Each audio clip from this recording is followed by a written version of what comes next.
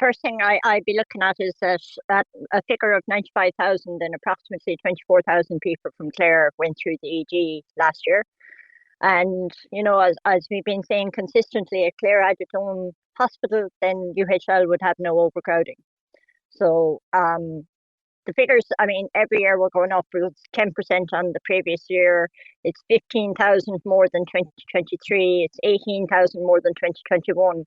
The growth is steady and it's going to continue. And that is going to be another 10% next year. It'll be 10% again the following year. And we can't, the minister has made her decision. The HSE has to get a move on now and get option B up and running with the beds. And, we're looking probably at another 3 years of massive overcrowding in UHL until those beds are open. When you say 3 years, you're referring to the time it'll take for all that additional capacity to come into UHL? Yeah, so we're hoping that they can speed up the next 96-bed block, which will bring hopefully by 2029, which is your 3-year time frame. And then the option B beds we'd be hoping would be fairly fast behind that. Option C, we don't know what the story is. So at the moment, we're focused on the 96-bed block, the construction, and the beds that are going to come with option B.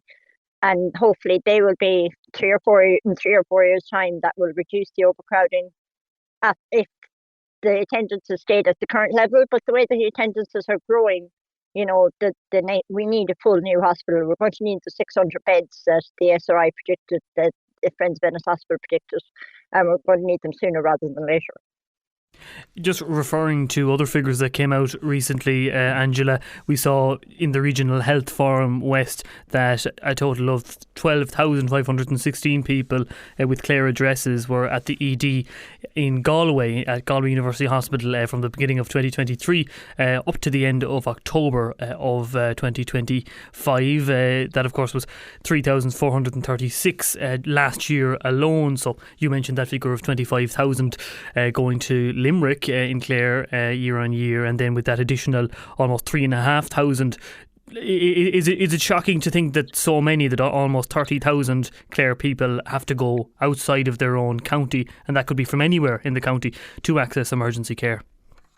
I'd say there's more than 30,000, to be honest, because you have what's going to UHL, you have what's going to Galway. We have heard of people going to Kerry. I've heard of people going to Portlaoise. I've heard of people going down to Cork.